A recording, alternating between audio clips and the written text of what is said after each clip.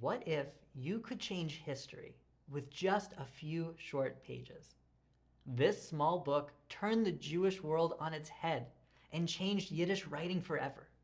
I'm talking about Isaac Mayer Dick's Die Sklaverei oder die Leibeigenschaft, or the Yiddish translation of Harriet Beecher Stowe's famous novel Uncle Tom's Cabin, appearing in Vilna in 1868, just 3 short years after the end of the American Civil War. Dick's Uncle Tom's Cabin is the first American novel translated into the Yiddish language. This simple and sentimental novel is only a translation by name. Dick rewrites the novel and creates an alternate universe where Jews dominate the pre-Civil War South. In doing so, he converts many of the main characters to Judaism. Arthur Shelby, the owner of Uncle Tom, for example, is renamed Avram Shelby, and Uncle Tom, George, and Eliza are pious Jews with a reverence for Jewish law.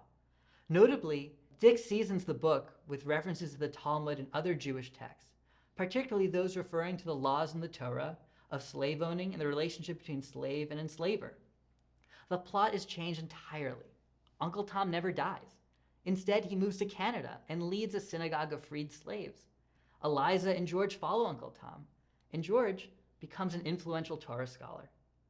Dick's translation not only introduces American literature to the Yiddish-speaking readers of Europe, it is an example of the literature known as the Haskalah, the Jewish Enlightenment, which sought to broaden the Jewish psyche to embrace the study of modern literature, science, and thought, pushing Jewish readers to grapple with brand new ideas and imagine undiscovered lands.